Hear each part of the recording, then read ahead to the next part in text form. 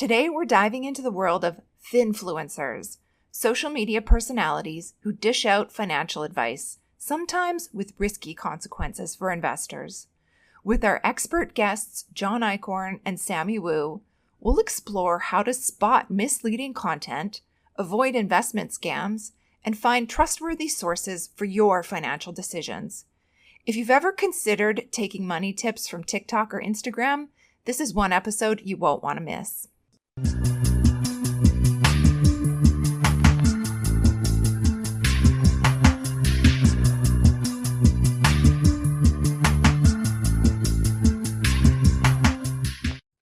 Hello and welcome to Real Life Regulators. This podcast series is brought to you by the North American Securities Administrators Association, also known as NASAA. This podcast was created to educate investors using real-life examples of securities fraud cases. During each episode, we typically review different cases and discuss what went wrong, how you can identify the red flags of securities fraud, and what you can do in the future to protect yourself and your loved ones from a similar situation. Today's special episode will focus on the world of online financial advice coming from financial influencers, also known as Finfluencers. I'm one of your co-hosts, Nick Bonderoux, the Education and Public Affairs Manager for the Alabama Securities Commission, and my co-host is Chelsea Seiler, Manager of Investor Education and Engagement at the British Columbia Securities Commission. Hi, Nick. It's great to be here. You know, today I made breakfast and I used a recipe for muffins that I found online. I trusted the person who wrote the recipe. And last week I used a tutorial on YouTube to fix one of my closet doors. You know, if the muffins didn't turn out, that's fine. Or if the door remained broken, no big thing, just a bit annoying. But when it comes to money decisions, however, things are more serious. You can lose your life savings or put yourself in grave financial danger depending on who you listen to online. And that's why we're here to talk about it with two excellent subject matter experts. John Eichhorn is the Director of Compliance, Enforcement, and Anti-Fraud at the Kansas Department of Insurance. Hi, John. Tell us about yourself. Yeah, guys. Hey, thanks for having me on. I'm honored to be able to speak about this subject. I am the Director of Compliance Enforcement and Anti-Fraud, as you mentioned, with the Kansas Department of Insurance. And I've got law enforcement officers and civilians staff that are investigating insurance fraud and securities fraud. And we're also regulators in that we're regulating the securities industry within our own division. Fantastic. It's great to have you here, John. And I'd also like to introduce Sammy Wu, who is the Manager of Investigations here at the British Columbia Securities Commission. Hi, Sammy. Hi, Chelsea. Great to be here. And Nick and John, nice to meet you as well. I'm the Manager of Investigations at the British Columbia Securities Commission. I lead a team of investigators, about 7 of us, that deal with detection, assessment, and disruption. And we look for, obviously assess complaints that are coming in to find the most efficient way to deal with each complaint. And also we proactively look for, bad actors and also for potential fraudulent activities and try to disrupt them at the outset. That's what the team does. Thanks, Sammy. It's great to have you as well. So let's start off with John. One thing Nick mentioned was this word Finfluencer. So John, can you explain what we mean when we say Finfluencer? Yeah, you bet, Chelsea. We mean somebody who has an influence in the financial space, a financial influencer, if you will. We often see these folks on social media platforms like Facebook, TikTok, and even YouTube. They can be offline too. Doesn't always have to be on social media. It could be somebody from your church who appears to be an expert in the financial space, or even could be a radio personality, somebody that you listen to on a podcast that talks about stocks. Sometimes it can even be a famous actor or football player. We've seen those who are on television, radio, or in the social media space that are being paid to read scripts. And those folks can also be influencers. And being a financial influencer isn't inherently bad, but we see many of them out there that are doing reckless things. And that's why we're wanting to do this particular podcast. They're putting people in jeopardy to lose money, and we don't want that to happen. We want to prevent that. So that's what we're here to talk about. And there are a few different faces of influencing, as I understand. Sammy, let's start with those who are purposely misleading investors using the imposter technique. Yeah, so what we have seen in the past few months, maybe the last year now, is someone pretending to be someone else that they're not in order to promote fraudulent scheme. They might be pretending to be, someone who's very well versed in, investments. And in Canada, we have seen many AI generated videos of celebrities promoting fraudulent investment opportunity. Now, scammers are very quick to adjust their angle. For example, a few months ago, when tariffs and inflation were hot topics, scammers used AI to create fake videos of Canadian politicians, saying that how the Canadian government has approved certain crypto investment projects for Canadians to make the extra money, so that to make extra income, so that they can, deal with the inflation issues. And we continue to see those type of, fraudulent AI generated promotions. And how they do it is they would having that videos being generated in using AI, using pretending to be politicians, and they will be on a fake news article such as CBC articles, and then it will also have a link at the bottom to say, if you want more information, click on this link. And once you click on this link, that's when you get bombarded with phone calls from scammers and asking you to open an account, helping you open an account. And these websites, they're very, very well done, also generated by AI. So you can really hard to tell that they're not real. And of course, what the story goes is you would, first of all, you invest a little bit of money, and then they were able to get you to take a little bit of return that hook you into investing maybe a little bit more. And as a result, you're thinking that now you're really growing your balances in your fake investment account. You continue to grow, and eventually you try to get money out. They'll just say something like, "Oh, you need to pay more money because of taxes, because of this fees and that fees," and ultimately they just run away with your money. It's a very serious problem. And in terms of the numbers, I just want to give you a little bit of figure here. The Canadian Anti-Fraud Centre had reported about $310 million lost to investment fraud in 2024. Canadian Anti-Fraud Centre is a national fraud repository. They receive complaints from citizens and about fraudulent activities. Now, that $310 million, we know that that's a low number, because this Canadian Anti-Fraud Centre also estimated that 90 to 95% of fraud would go unreported. So that 310 is only a 5% or to 10% numbers. In addition, a recent survey had showed that 46% of Canadians had reported that they had seen investment opportunities promoted on social media. And we're going to get into that a little bit on social media, which is a big problem. Yeah, and I've got some other stats to consider on the United States side. The Federal Trade Commission reported that last year, so in 2024, 1 out of 5 people lost money due to an imposter scam. The imposter scam was the most reported scam last year, resulting in nearly $3 billion in losses. Investment-related fraud is the 4th most popular fraud.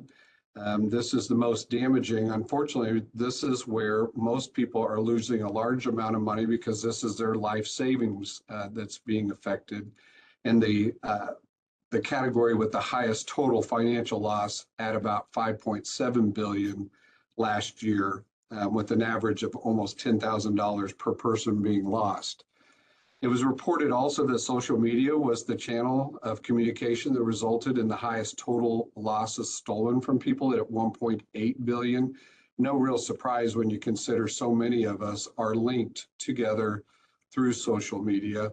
This was more than the normal email, text, or phone call scams that I think every one of us can identify with. And when you mix those two together, so imposter scams, as I mentioned, and investing scams, which a lot of times they cross over, this is a potential way to be found in a fraudulent situation where you've lost money. Those are some really shocking stats, and I think it's really good that we understand the scope of this problem, that it's everywhere, and we need to be careful about that. So Sammy mentioned those fraudsters who are pretending to be someone they're not, Finfluencers or celebrities. John, can I ask you, what about those who are appearing as themselves online but can still put us in danger? Yeah, that's a good question, or something that we need to talk about. Legitimate financial professionals follow a rigorous set of rules and standards, both here in the United States and in Canada. Both countries requiring education of those professionals, and that those professionals be registered with appropriate regulator. Someone online telling you to invest in a certain stock doesn't know your financial goals like somebody that is a legitimate financial professional. Somebody that is managing your funds that is legitimate knows what your goals are for your entire life. If you want to travel, you want to maybe build a big house at the end of your working years to set you off on a retirement path.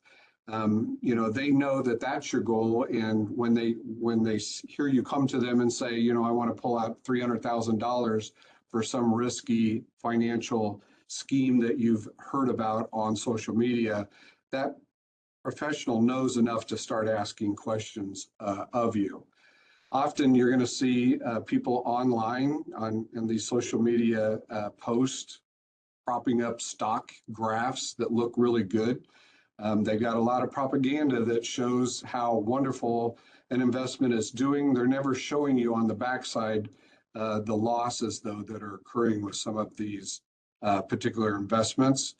They also are promoting certain stocks that they're getting paid to promote. And then there's, the illegal side of this, and what we call a pump and dump, where a lot of people right now are being scammed into buying cheap stock, pumping up the price of that stock, and then those bad influencers are selling their own stock at a larger amount of money because they've been pumped up. Something we're seeing more and more of. When somebody's being compensated for their statements, you have to wonder really what is their intent and what are they getting out of this? Are they really believing in what it is that they're saying, or are they just getting paid? And I think we all need to be asking ourselves, what are the qualifications that these people have? When you're looking at somebody that's telling you what to do online, we don't even know who they are. What qualifications do they have? We need to be checking these things out. And John, those are really some great things to kind of question before you kind of step in and hand over your hard-earned money. Sammy, what types of scams are you seeing today, and how are they different from the previous scams and frauds that you've witnessed? Yeah, so the scams that we see today aren't really that different from scams of the past. John had mentioned about pump and dumps. We continue to see a lot of pump and dumps, Ponzi scheme, Forex, and more recently, crypto scams. Now, you put aside what the investment is purported to be, the underlying principle is exactly the same as what scam has always been, which is fraud has always been, which is scammers gaining victims' trust that they can make a lot of money for the victims when in fact they just took their money away. What's the difference now is how the scammers operate. With the advancement in technology and the popularity of social media, scammers simply have moved their activities online, which allow them to reach potential victims anywhere in the world and way quicker than how they could in the past. And this applies to any fraudulent scheme, and not just Finfluencers. We are seeing a variation, basically seeing just a variation of the old scheme, or of the old theme, and scheme. They build up the trust, presenting like they're very successful, flashy videos. A lot of the time you see these videos, fake Finfluencers or Finfluencer themselves, a real Finfluencer themselves, posting videos about how much money they could make, driving fancy cars, and saying that, hey, you can also achieve the same thing if you invest with me, right? And then because of social media, that reach people quickly and easily. And have a really, really wide audience. And I think that really is a big difference. Is because of the technology and social media, they have a mass audience. Thank you very much. And John, I understand that you've got a really good example of some of these claims that these so-called experts are making. Yeah, you bet, Nick. The sad thing is that there are real people that are being used, their names, their likeness. With AI, they can actually use the likeness to look like they're talking to you. But we did have an example of an investor that thought they were taking investment advice from a popular Hallmark actor. This particular person thought a lot of this Hallmark actor and was thinking that they were talking to this person through social media. It started out as an innocent back and forth. As I understand it, what seemed to be a romantic relationship started between the imposter, if you will, of the Hallmark actor and the person that was the victim ended up taking advice from this imposter, saying what a great opportunity it was for them to make some money in an investment themselves. And of course, urged the victim to get in on this with them. And the Hallmark actor was said to, help with this. The victim trusted the person because they felt like they knew them from TV and watching them through their actor role on the Hallmark Channel. But unfortunately, this again was an imposter. It was not the real Hallmark actor, and the victim ended up moving money, their hard-earned money, into what they thought were investments that ended up really just being a fraud. They stole the money from the person. And then, when we were looking at this, I actually just Googled Hallmark actor and fraud or imposter fraud, and you'll see information about this happening with Hallmark actors. And it isn't just Hallmark, it's anything you could think of. I just recently was talking to a friend of mine that thought he was talking to a famous PGA golfer. And I told him to be very careful because I had a feeling that this was not a real PGA golfer that was talking to my friend. I thought it was very strange that a person as in that stature would be discussing things over social media with somebody like my friend. And I told him, I said, be careful because I think this person's eventually going to ask you for money. And that's what you're going to find is that these people will rope you in because you think you know them from wherever you know them, but it's really an imposter, and we got to be careful about that. We need to Google, I think. I prefer people check things out, see if there's a fraud or a scam associated with a particular person that may be pitching something to you. And I bet a lot of times you'll find, and in this case, a real Hallmark actor was online saying, someone has stolen my likeness. I do not talk to my fans through social media. Please do not give money to anyone acting like me. So we got to be careful in these situations. But they make getting rich quick sound so easy. And all seasoned investors know that getting rich quick is nearly impossible, and investing is really a long game. And money and investing is a hard topic for so many. And that's why we're putting out this podcast episode is to help reach folks, especially young folks. Basic financial advice is so important, learning things like compounding interest, the rule of 72, and even planning for your future. Sammy, where should people look for financial advice? So Nick, you mentioned about, or John had mentioned about Googling, and so there are some online, correct information. Not all online advice is fraudulent, but just remember though, Finfluencers, not the fake ones, okay? The real people that are actually posting as themselves. They are only offering blanket advice. They don't know your circumstances. They don't know your goals, your risk tolerance. So you had to be very careful. A good place to start is your provincial or state securities regulators website. For example, here in BC, that means reaching out to the BCSC. Our website is bcsc.bc.ca. We also have an investor education site, which is investright.org, which contains a lot of useful information for any potential investors to just learn more about what is suitable for them. Just general information for you to learn about investing. And only register financial investment advisors. You can check in the US is broker check, that you can check to see if certain individuals is registered to conduct the activities, investment activities that they're advertising themselves to be. In Canada, there's a website called arethdeyregistered.ca. And those are, definitely at the very start, minimum, you have to check to see if the individual is registered to conduct the activities that they are providing, the claim to be providing to you.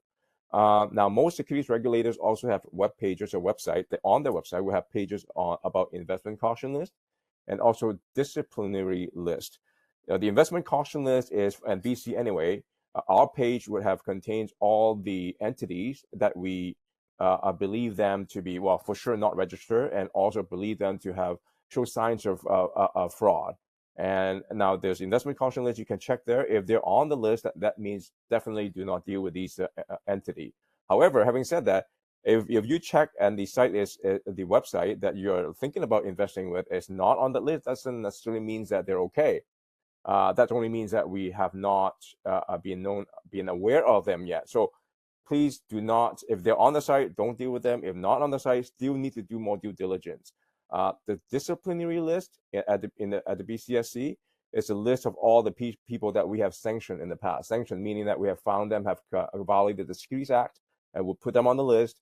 And we say that, okay, this person has violated such and such, sections under the Securities Act here in BC. This is an order against them, and on those are the conditions that they have to be abide by. I get more than one source of information. Remember, there are a lot of fake informations out there.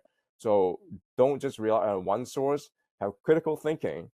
Thinking about use critical thinking skill. Is the information that I obtain on this social media, is it true? Find different sources to verify it. Don't just rely on that promotions, and don't rely on just one or two checks. Do different checks. Make sure you're being very, very critical about the source of your information. Yeah, that's really important information. Thanks, Sammy. Lots of steps that you can take to help protect yourself and your loved ones. So we're on an audio podcast, but I think if we were all able to see, we'd think about these red flags that are flying in front of our face when it comes to watching or reading online financial advice. So I'm going to ask you both, John, I'll start with you. What red flags do people need to watch out for when it comes to reading or listening to online financial advice? Well, I think the very first one that all of us have got to remember, and that is, if it sounds too good to be true, it probably is. So we've said that on this particular podcast, and we've got to say it again, and we got to keep saying it, because so many people right now, when they come to us and they talk about being defrauded, they'll explain what they thought that they were getting out of this investment. And, when they tell you, it almost blows you away that you thought that this was even possible. 20, 30% returns on investment are going to be very rare. That's something that I would, first of all, be very skeptical of. If somebody's telling you you're going to make a lot of money quick, and that there's no risks to it, you better be asking more questions about it. There's so many times too that we see that people don't understand the investment opportunity that they're getting involved in. It may be complicated. The person may be talking fast. It may be something that you got to decide right now.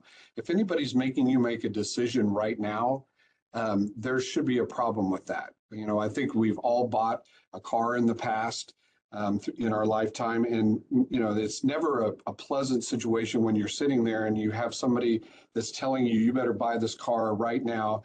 This afternoon it's going to be sold if you don't buy it right now. Same thing in our investment world. If we don't understand it and they're pushing it hard, we better step back from that and take a little cooling off period. And then the other big thing that I wanted to mention, and I'm sure Sammy's going to concur with me, cryptocurrency right now has been an investment that has proven to be a moneymaker for some people. You hear about these stories, and undoubtedly some of them are true. But the problem that we're seeing here in our office is that crypto is being used to move money illegally. We have got elderly people that know nothing about crypto trying to get into crypto investments, not asking any questions about it. They're even allowing their perpetrators to set up accounts in their name because they don't even know how to electronically make that happen. If someone is trying to get you into a cryptocurrency investment and you plain don't understand it, certainly don't do that. There's got to be a better way to make money. We've got people right now too here in Kansas, and I know it's happening all over our country, and Sammy probably will say the same thing. People are walking tens of thousands of dollars of cash to cryptocurrency ATMs. Many times these ATMs are located in smoke shops and in liquor stores, and they're feeding $100 bills, thousands of dollars of cash into a crypto ATM for the sole purpose of moving that cash to someone's crypto wallet, someone being a scammer. And you can call it any scam you want. And Sammy's right. There's so many scams out there: romance, investment, imposter. We can put a label on any of these, but if they're asking you to go down and put cash into a crypto ATM machine, you better ask yourself what is going on. You better talk to somebody, ask questions. Is this something that I should be doing? But I'm finding a lot of people being talked into doing that. Okay, that's really good information, John. All those different names all have red flags associated with them. Sammy, what red flags are you seeing? What should we think about when we're looking at or reading online financial advice? Yeah, so I think John has covered, most of these red flag, and I just wanted to maybe say something more about crypto, because crypto complaints, investment-related complaints to us, predominantly, I would say probably 80 to 90% these days are about crypto. It's about investment into some type of crypto, either crypto itself, trading in crypto, or crypto venture companies. And I think the reason why it's because crypto is still kind of a newer asset class, right? And then people have a mystique area about it, and people find it difficult to understand. And I think the bad actors, scammers, use that feature of crypto because they're difficult to understand inherently. So when they pitch these very crazy ideas, people think, oh, that sounds great. That sounds really, sophisticated, right? You probably use that word.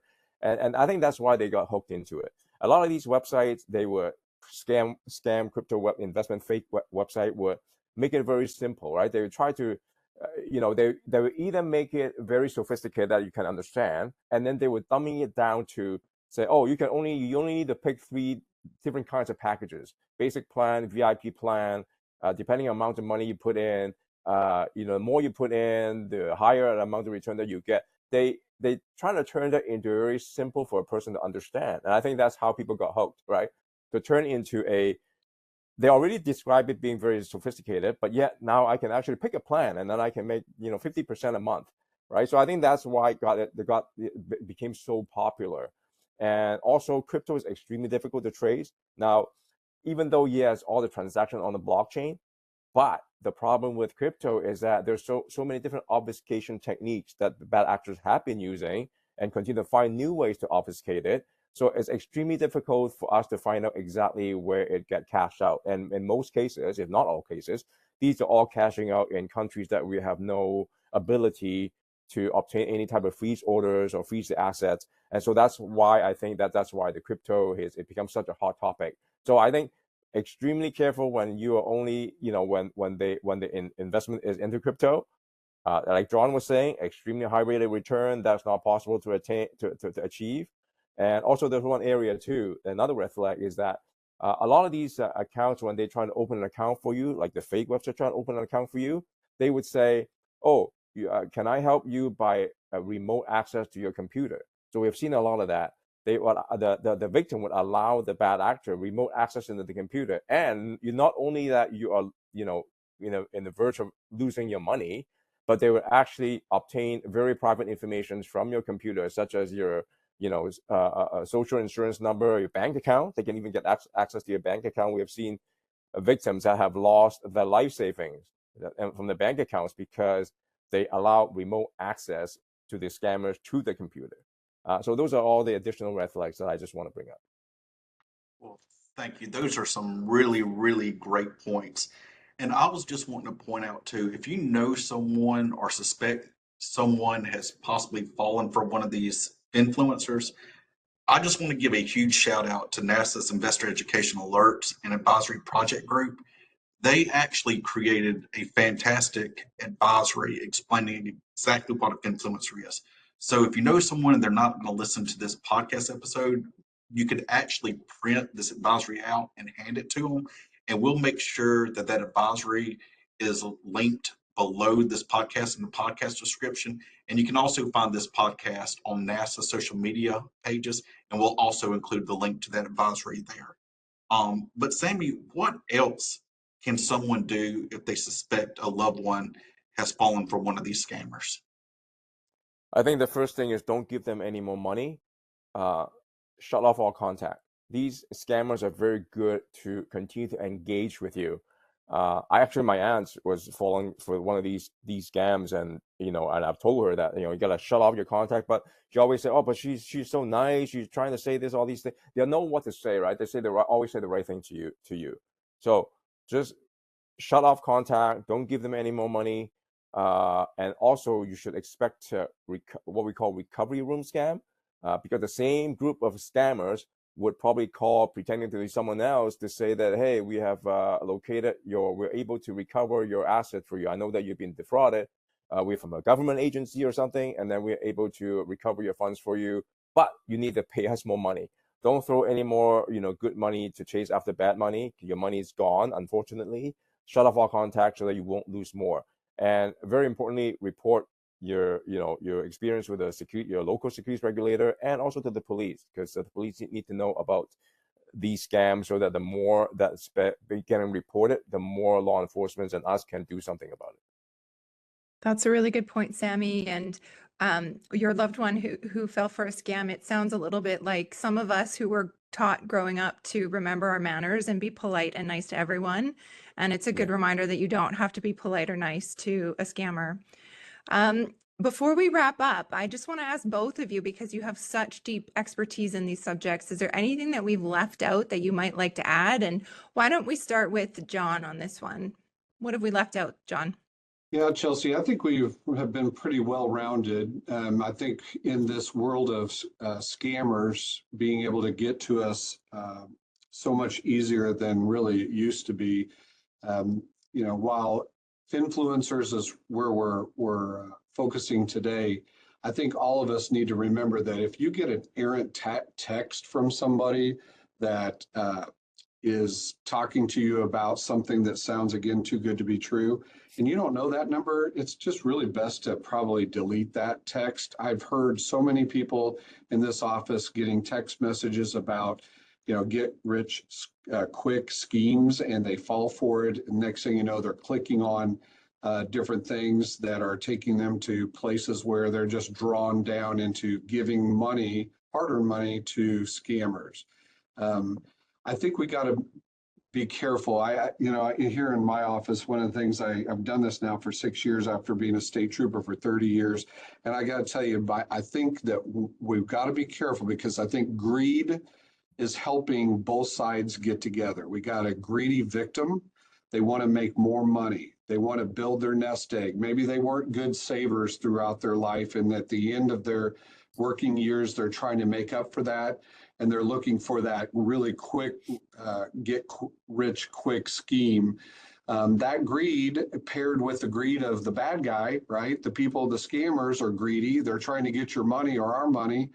You put that greed together, and it's just a terrible relationship. It has left people that were savers their whole life without much to live off of in their retirement years. And that's really sad to have happen. Thanks for sharing that, John. Sammy, what about you? What have we left out so far? I think I just want to point out one point: the difference between investing and gambling. There's a big difference between the two, investing and gambling. I just want your listeners to don't get confused between the two. Investing is a long game. It is to work with a qualified investment professional to plan for your future, right? Either to buy a home in the short term or to retire in the long term.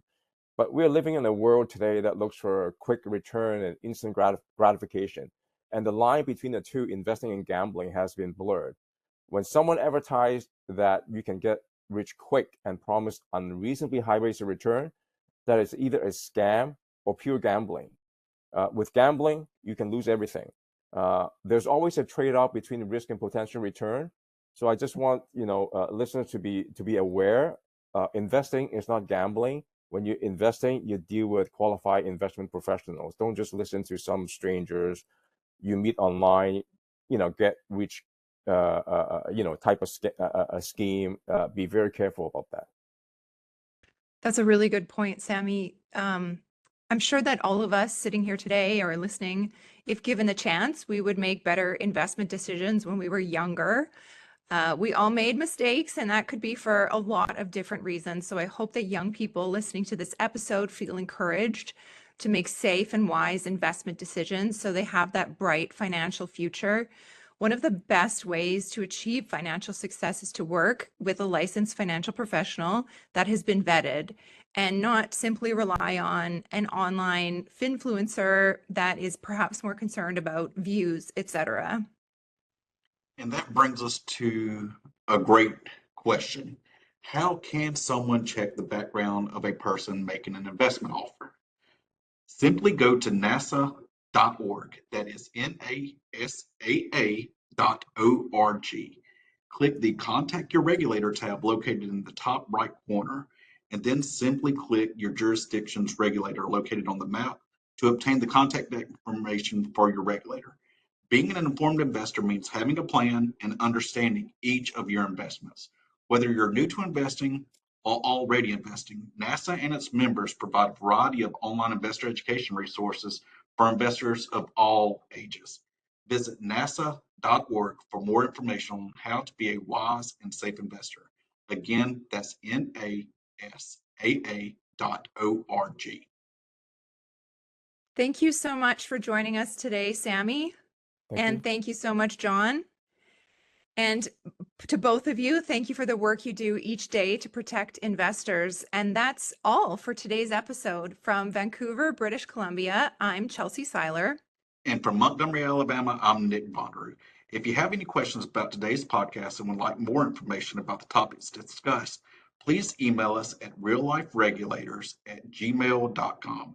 That's realliferegulators, all one word, @gmail.com. And if you'd like to hear future episodes, please hit the subscribe button. NASA provides its information as a service to investors. It's neither a legal interpretation nor an indication of a policy position by NASA or any of its members.